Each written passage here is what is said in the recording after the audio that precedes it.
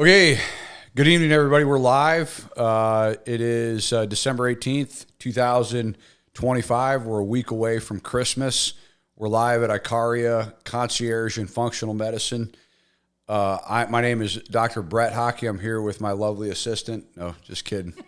I'm here with my partner and very much my equal. If anything, I'm the assistant, but Dr. Felice Hockey. And we're excited tonight because we're going to talk about something that's been kind of central to the way that we practice for close to a decade, and something that recently we feel like there have been some really positive changes as far as the way the public views this particular practice and also the way the government views this particular practice. And specifically, what I'm talking about is bioidentical hormone replacement therapy in women. And for those of you that follow the news, I don't recommend that you follow all the news, but for those of you that follow some of the news, you'll notice that Dr. Marty Makary, who is the current head of the FDA and a real rock star in my opinion, I followed him for a long, long time, a very, very competent and knowledgeable head of the FDA, came out and made the announcement that we're going to remove the black box warning from estrogen, and he took it a step further and said he really don't think that there's significant evidence that estrogen, in fact, actually causes breast cancer. And so we've kind of, in conventional medicine in the United States, the way that it's been practiced over the last 2+ decades is that you'll hear a mantra that estrogen, bioidentical hormone replacement therapy, or estrogen specifically, whether it's bioidentical or not, after menopause actually contributes to breast cancer. This has kind of been a mantra and, something that has been repeated over and over again in conventional primary care and gynecology clinics. And so Makary put a dent in that view and basically said that it doesn't. And so we kind of want to talk today about bioidentical hormone replacement therapy in women. Specifically, we're going to talk about the Women's Health Initiative, what it actually said and what it didn't say. We'll look at a little bit of data, both before the Women's Health Initiative and after the Women's Health Initiative. And we'll talk about also what our patients have experienced with hormone replacement therapy. So I guess the first question that I would ask you, Felice, is, you've been doing this for longer than I've been doing it, but what happens to women when they go through menopause? So to put it very bluntly, menopause is essentially ovarian failure. So it's an organ failure. The ovaries are failing, and so they're no longer producing hormones. But unfortunately, it's not such an abrupt, just one day you're in menopause. It's very transitional. Women can go through it for 7 to 10 years, sometimes even more, with symptoms of menopause that some of them may not even know are symptoms of menopause. But essentially, the definition of menopause is a year without a menstrual period, which is a very rudimentary definition because you have women who don't have uteruses. How do they know? But they still have ovaries, so they're still technically cycling. You have women who have had ablations. So I often kind of say, well, also serological evidence helps as well. So lab testing will show you an elevated FSH, which stands for follicle stimulating hormone, which means the brain is trying to signal the ovaries to wake up, and they're not waking up. So that's why you see high FSHs in menopause. So in our clinic, as you know, we test and we actually look at blood level evidence of menopause. So that's the kind of blanket definition of menopause. What it feels like is a whole nother ballgame, and I can speak for it personally. So so you hit on the clinical definition is that you don't have a period for a year. Then, of course, when we look at labs, we look at something called the follicle stimulating hormone, and we'll see that the follicle stimulating hormone is significantly elevated, and that, of course, is the brain, specifically the anterior pituitary, trying to tell the ovaries to wake up. So what are some of the symptoms? What are some of the symptoms that women have? Definitely hot flashes. Definitely joint aches and pains. And hot flashes are interesting. They often happen at night. They can happen anytime, but they happen at night. And then they're followed by being freezing cold. Then also you can have fatigue. You can be foggy brained. You can start gaining weight and not understand why. I have so many women say to me, I never had a belly. Now I have a belly, who are going through menopause or in menopause. Other symptoms, help me out. Word recall. Well, I always like to point out the fact that as an anesthesiologist, for those of us that don't really think that osteoporosis is that big of a deal, I invite anybody to come with me to any OR in the state of Florida on a Saturday, and I'll show you what osteoporosis looks like with hip fractures. And even in those patients that do okay with the postoperative period after a hip fracture, you still see a significant loss in functionality that most of the time is never really regained. Yeah. So the best way to treat osteoporosis is through bioidentical hormone replacement therapy. Would you agree? Completely. And, I know we're going to get into the Women's Health Initiative, which was a landmark study that basically was the largest study ever done, randomized controlled trial on hormones. But prior to the Women's Health Initiative, it was mainstay. I mean, it was very common for women to be prescribed hormones in menopause, and it wasn't, anything taboo or strange. It was very, very, very commonplace. So here comes the Women's Health Initiative, if you don't mind me jumping in. Well, no, not at all. And I think just to lay the groundwork, right, the Women's Health Initiative once and for all tried to answer what question? It was answering, well, it was a very multi-layered study. So to answer that easily is not easy. It was really multi-layered. There was a dietary arm. There was actually 161,000 women in it. It was the largest trial. There was an observational component. There was a randomized controlled trial component. So there was multiple arms, but the hormone arm was looking at cardiovascular risk with hormones. Was looking at osteoporosis and osteoporotic fracture risk and breast cancer risk. And the one thing that everyone kind of lasered in on was the breast cancer risk part. And what's interesting about the study and looking at cardiovascular risk or cardiovascular benefit is the one thing that we do know in women is that if you're not a smoker and you are premenopausal, the likelihood of you developing coronary heart disease is almost nil. I mean, usually you have to have some type of genetic predisposition to potentially, familial hypercholesterolemia or some other type of issue where you might have a genetic predisposition to developing plaque. But by and large, premenopausal women who are not smokers do not get coronary heart disease. And so we kind of know from observation that potentially one of the benefits to estrogen might be the fact that it's cardioprotective, and specifically it has a very favorable physiology as it pertains to the anatomy and physiology of the coronary arteries. And so it's curious that the Women's Health Initiative didn't really show benefit with regard to coronary heart disease, but specifically the thing that everybody keyed in on, and this was what was controversial, and I think this is what Dr. Makary keyed in on a couple weeks ago when he made his announcement, is that within the study, there was and it was released to the public. It was, of course, released to the media, which anytime you release things to the American media, people are going to find out about it. So there was a, quote, 26% increase in the incidence of breast cancer in the progesterone estrogen arm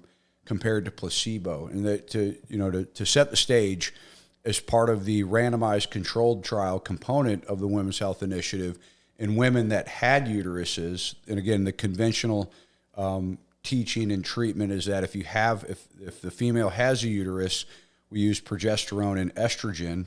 So in women that had a uterus, they use progesterone and estrogen against placebo in the other group.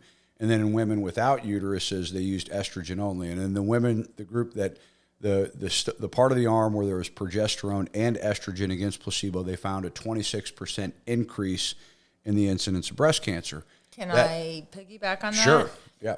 First of all, and I know but I just want for the audience, it wasn't actually natural progesterone being used. Okay, so there were multiple layers of flaws with the study that we now can look back on and tease out and go, oh, okay, they didn't do this right, didn't do that right.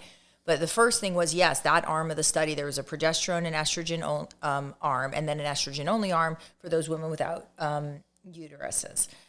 The progesterone that was used is really progestin, which is a synthetic progesterone. You can't even really call it progesterone. And progesterone in and of itself is what we have naturally floating around when we are still cycling.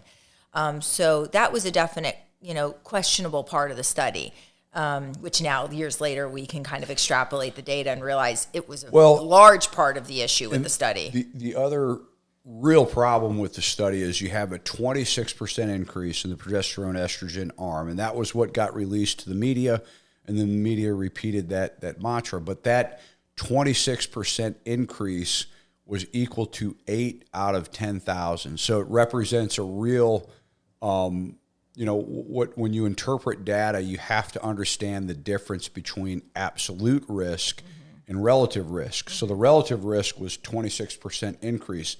The absolute risk was 8 more women out of 10,000, so less than 1 out of 1,000 who were treated with progesterone and estrogen actually got breast cancer. And the women, that group, there was no increase in mortality. So there was no increase in mortality between the two treatment groups. But what I find even more curious, in the estrogen-only arm, and those women that did not have uteruses, in the estrogen-only arm, against placebo, there was actually a decline in the incidence of breast cancer that was statistically significant that actually never got released to the media. Mm-hmm. And the increase in 8 out of 10,000, that 26% increase, actually was not statistically significant. And for the audience, I kind of gave the punchline to everybody without going through all the flaws. We didn't even go through the population flaws or anything, but the punchline, when the media kind of came out with all of this in the early 2000s, there wasn't even a published study for doctors to read. That is unprecedented in history. I don't think there's any other time in history where a study came out, the press and the population were alerted of a risk, and the doctors who were the prescribers of these medications had no study to go back and read. It wasn't even published in JAMA yet. So that's unprecedented. You scared the public without, and then I'm a doctor in the early 2000s, let's pretend I wasn't, but I'm, prescribing this, and I have people calling me going, what's going on? Get me off these hormones. And I'm like, I can't tell you what's going on. And then I'm getting nervous and just stopping the hormones. I can't tell you what's going on because I can't read the study. It's interesting to me how many times we have to make the mistake, particularly in the West, where instead of allowing the science to soberly dictate decision-making, something gets released to the media. Media is powerful, and not everybody is in a scientific field, so not everybody is able to, has the knowledge or the experience to actually appropriately interpret scientific data. And the other issue was that in the arm where there was a 26% increase, that increase was not statistically significant. And what we mean by that is whenever we look at a study, we say either it's statistically significant, there's a difference in outcome, or it's not statistically significant. Without overly going into detail, when something is not, when a change or a difference between two groups is not statistically significant, that essentially means that the difference can be explained by chance, or there's a high, not a high probability, there's a decent probability that difference can be explained by chance. Which means you don't change interventions or treatments based on non-statistically significant. And the paper even cited that. The paper said. And the other thing that's interesting is in the group that did not have a uterus, in the estrogen only, there was a decline in the incidence of breast cancer. So if you understand the physiology of estrogen and you understand the physiology of progesterone, they work together. They work as a pair. But generally speaking, without going into too much detail, estrogen is kind of the tissue accelerator. Progesterone is kind of the tissue brake. So if unopposed estrogen is the tissue accelerator, and potentially this is driving breast masses or breast cancer, then why in the group of women that did not receive progesterone, was there an actual decline in the incidence of breast cancer in the other arm. So there, right there you have a kind of a question with regard to the study. But then the other problem with the study was what was the average age of the women in the study? Oh, there were multitude of flaws in the study, which, by the way, I find most interesting. If our listeners want to learn more about this, there's 2-hour podcasts on this. There's books written on this. It's out, okay, about the flaws in the study. We've told our patients, one of the things that I love to tell our patients, if we have readers, we have a lot of patients that actually bring us information. There's a fantastic book and a guy that I feel like probably took a lot of incoming, but I think he's been right the entire time. His name is Dr. Avram Blooming, who's an oncologist, and he wrote a book called Estrogen Matters, and he actually goes through the Women's Health Initiative. He also looks at tons and tons of other data, both before and after the Women's Health Initiative, that seemed to show a favorable response in response to hormone replacement therapy. And he goes through the physiology of bioidentical hormone replacement therapy. Amazing book, written for lay people by an oncologist who sought out to write that book because his wife got breast cancer. And if you're not interested in reading 400 pages, I would say Marty Makary has recently published or written a really good book called Blind Spots. In chapter 2 of that book, it's about 20 pages, and he goes through the Cliff Notes version of Avram Blooming's study, and he lays out a lot of the important points that Blooming makes in his book, called, which there's, this is beyond the topic of this discussion, but Makary goes through kind of the history of medicine and some of the problems that we've had with regard to the way that we practice, which is one of the reasons why I think he's a great leader and is doing such a tremendous job here with the FDA. It's a great book. But to get back to the flaws, I kind of got on a tangent because I just wanted to say even some of the lead investigators in that study have come forward and reported the flaws as well in interviews, et cetera. If you go back to the history of the actual study, on the day that they were scheduled to make the announcement, they called all the investigators into a room. I think it was in Chicago. It's a lot of people in a big study like that. And I think early in the morning they said they were going to release the study, and a bunch of the investigators objected. And they said, well, we're going to leave you guys figure it out, and then we're going to go ahead and release this to the media later this afternoon. They had like 2 or 3 hours to read the study. And so some of them, my understanding is some of them actually revolted, rightfully so. I mean, that's actually insane. Well, they knew, the people who revolted, the researchers who revolted, knew what this genie out of the bottle would do, and it did it.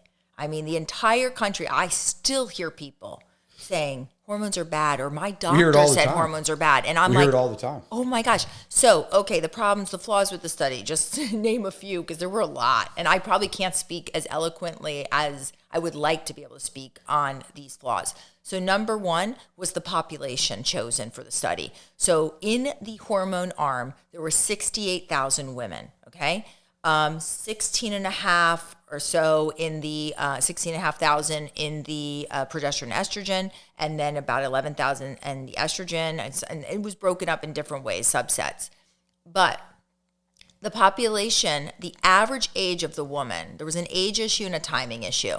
The average age of the female in the study was 63. This is not your typical age of when we start hormones. Just isn't. And so it was an older population.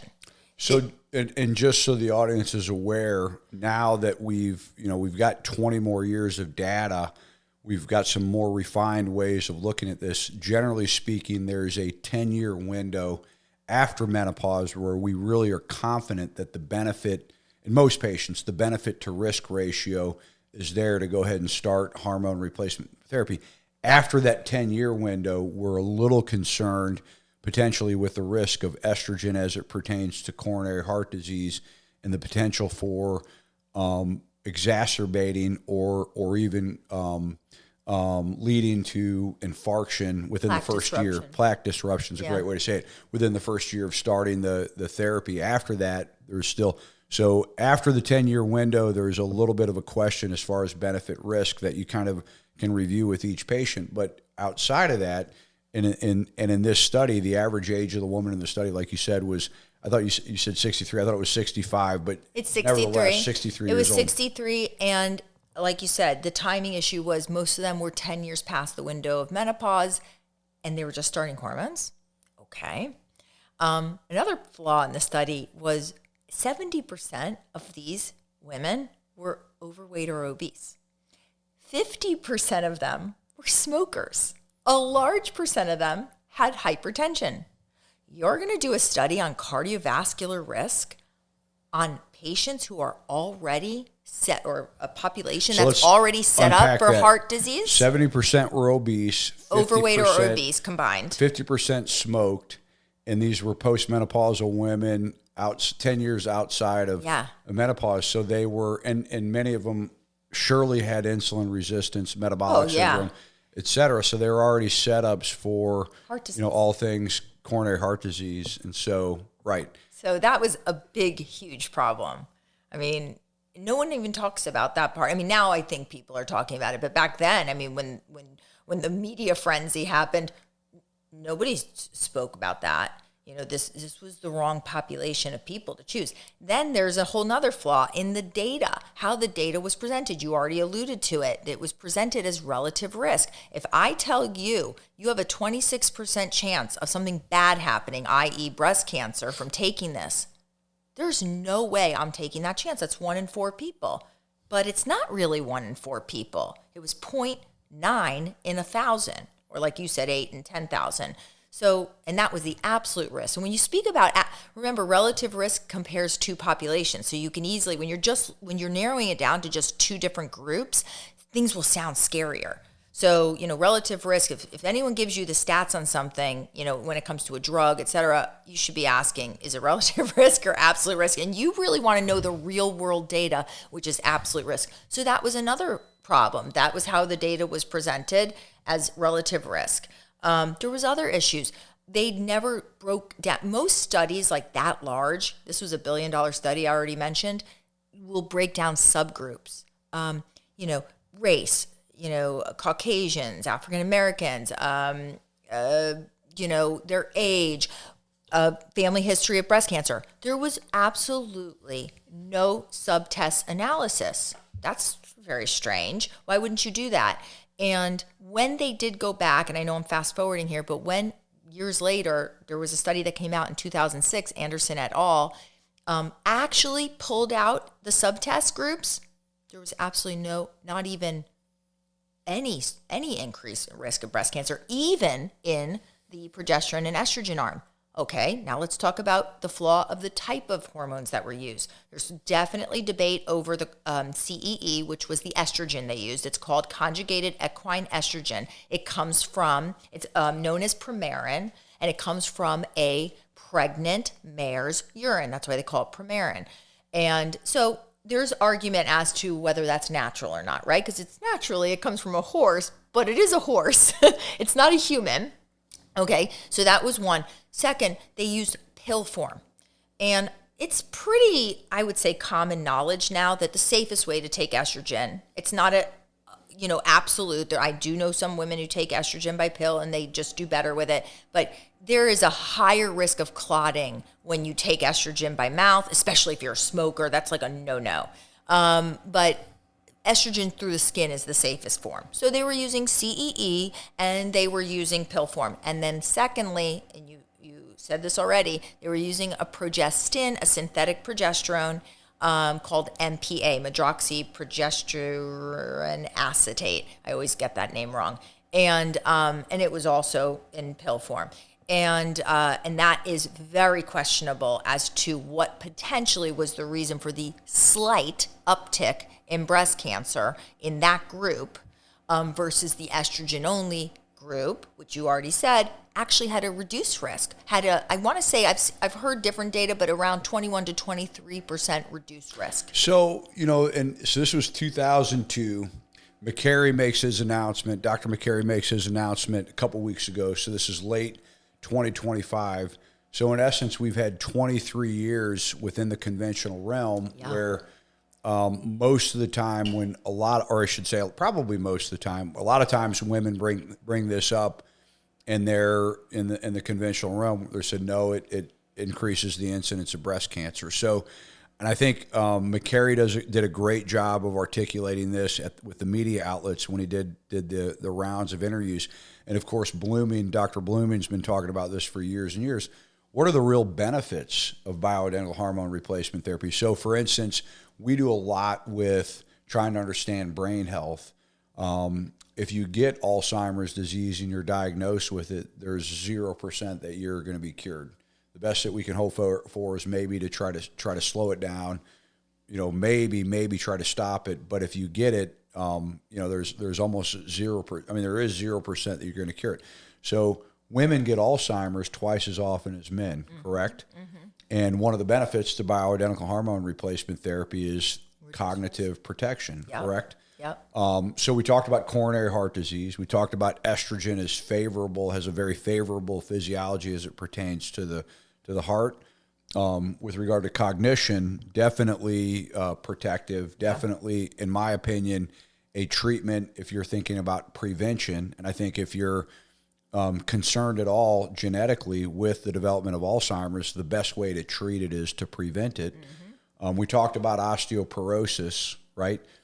You mentioned something I thought was pretty interesting when we were driving here, and we were talking about all of the different benefits. But you mentioned that one of the things that happen to women when they go through menopause is they gain belly fat. And so, why is that, and how might appropriately prescribing bioidentical hormone replacement therapy offset this belly fat that they get when they go through menopause? The belly fat's just an indirect result from essentially metabolic dysfunction, insulin resistance. And your estrogen is basically like a warrior hormone for helping you combat insulin resistance. So an inability for your receptors of your cells to really hear the signal of insulin and allow glucose to be accepted into the cells, which leaves more glucose in the bloodstream, which means more insulin has to be secreted. Insulin, being an anabolic hormone, is very good at building fat, i.e., they tend to see it right in their belly zone. So when you lose estrogen, you really lose that metabolic protective barrier. And then when you give it back, I mean, you automatically will see, wow, with effort, you can't just eat bonbons all day. With effort, you'll lose belly fat, you'll lose weight. So you bring up a really, really interesting point. Let's hold that thought for a second. But I think generally speaking, what we're saying is that if you're a female and you've gone through menopause and you're within that 10-year window, the four big benefits are osteoporosis prevention. It's a tool in the armamentarium to reverse insulin resistance. It's coronary protective, and it's neuroprotective. It's protective of the brain. So those are the four big categories with regard to hormone replacement therapy. But I think you hit a really interesting thing. And when we talk to our patients, we talk about building a foundation. You see all this insanity with testosterone clinics. You see, quote, a lot of things like this going up in Florida, quote, age management, or some of these things, youth, all these kinds of things. We talk about building that foundation, and our foundation is diet, exercise, sleep, and stress. And unfortunately, within conventional medicine, a lot of times we just say diet. We say, okay, eat some salad, and then that's it. Well, we spend a lot of time and a lot of effort working with our patients as far as trying to get them to understand an anti-inflammatory, low insulin recruiting diet, trying to get them to understand the importance of engaging in zone 2 training, some forms of what we call high-intensity interval training, the right amount of training, resistance training, of course, trying to work on their sleep, which is really, really difficult, especially as we age, and trying to get them, get the cortisol regulated, so mitigate that stress, getting them to try to find some balance, which is difficult, especially when you're in the working age, 30s, 40s, 50s, with a family, et cetera, et cetera. The thick of it, right? But I think the point is that testosterone, or in this case, what we're talking about, bioidentical hormone replacement therapy, and a lot of the really cool things that we do are going to be very, very helpful if that foundation is in place. If that foundation is not in place, it's not really going to, it might be a little beneficial, but it's just really not going to do what we need it to do. I always say it spokes to a wheel, and so I'm not knocking anyone out there doing what they're doing, building a business, et cetera. But when you do like these testosterone clinics, you're like, yeah, just testosterone. It's like, no, that's not how it works. I mean, I was making a joke with some of the guys in the gym the other day because we were talking about how even anabolic hormones, steroids, which I'm not promoting in any way, shape, or form here, those people actually have to still work to build those bodies. They can't just inject themselves with DECA. They actually have to. So the reality is you're not going to just take a pill and it's going to be like that. There has to be this foundational approach like you just discussed. And then you can build upon it, and add into that, peptides and hormones and hormone regulation and GLPs and all of these things. So yes, so I don't know if we got on a tangent from that with what you were trying to say. Well, I think that we're, with what we're talking about, what we believe, the Women's Health Initiative, in our opinion, really did a disservice to the public and to that generation of women. Very excited about the announcement that Dr. Makary made. I think that at least, and we're not saying that every postmenopausal woman needs to be on hormones, right, no. But what we've always said, and we follow the data for a while. I mean, we follow the data for close to a decade. What we've always said is it deserves a discussion. Absolutely. And it deserves a discussion to go over benefit. Now, I've got several females. We have several women in our practice who have gone through menopause completely asymptomatic. They haven't gained any weight. They're great diets. They are appropriately engaging in resistance training and exercise. Their numbers look great, and they're asymptomatic, and they'd rather not be on hormones. Great, not a problem. There's all kinds of other things that we can do to think about prevention, to think about functionality, as you age.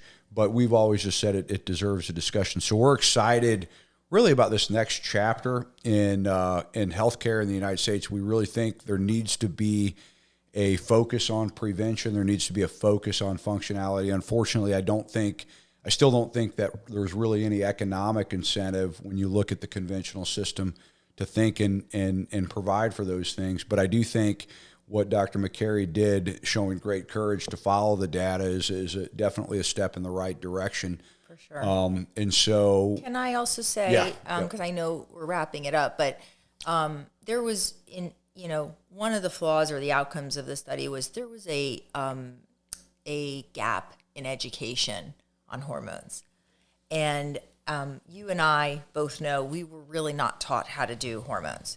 And so most of your doctors that you'll find now, I'm talking current doctors, maybe the younger generation of doctors, were not taught it.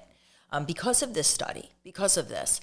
And so most of us had to go learn it in different avenues. We didn't learn it from medical school or residency. I'm not saying everyone, but a lot didn't.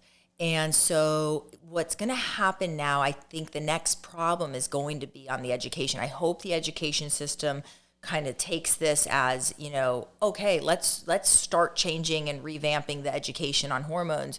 I really do hope that, because even testosterone had a big announcement with the removal of black box warning about prostate cancer. So, and heart risk. 1,000,000%. And the guy that's led the charge for, again, probably even more than 2 decades is Abraham Morgentaler, who's a urologist out of Harvard, and then among many, but he's one of the big guys. And then Mohit Khera is another guy out of Baylor, I think, in Texas, who's really done a lot of work with regard to removing the myth about testosterone leading to prostate cancer and/or a larger prostate. But that's probably something that we can do a podcast on that. But yeah, I think that the education's got to change. I think, and the other thing is, I really don't know if there was ever really any incentive at all or any emphasis, I should say, on prevention. No. And I think that it underscores the point that in this sort of 20th century model of medicine, the way that we sort of practice is we kind of would wait for someone to age or get sick, and then we say, okay, well, here's your medication, as opposed to actually trying to understand how people develop disease and then using your knowledge and your skills to actually try to prevent disease. And when you do that, by definition, you're going to make the patient more functional. One of the things that we always talk about in our intake interview is whether you're 25 or you're 80, what is it that makes you you? And then the goal is we want whatever it is, whether you surf or whether you walk with your spouse or whether you weight train or you fish or you golf, we want you to be able to do that at a high level all the way until the good Lord calls you home. Right. That's how we should think about things. And so, with the women's health or with bioidentical hormone replacement therapy, but among all things, the way that we look at it, we have patients that sit down with us and they might say, hey, I read so-and-so's book and I don't want any pharmaceuticals. I want all supplements. And my response to that, and I know your response to this, our response to that is, well, we're not necessarily against pharmaceuticals. We're not necessarily in favor of supplements. And oftentimes the difference between a pharmaceutical and a supplement is simply just how it's brought to market, a peptide as well. Exactly. So what we're in favor of is prevention. So if we can use a pharmaceutical and we feel like the benefit of that pharmaceutical outweighs the risk in terms of what we're trying to do, then we're going to use that pharmaceutical. And we get those questions a lot. But to summarize, we feel really confident about the future. We've actually talked about this for close to a decade, that bioidentical hormone replacement therapy has benefit in women, and we should actually have that discussion with women as they go through the menopause process. We're excited about the future. We're very encouraged by Dr. Makary's announcement.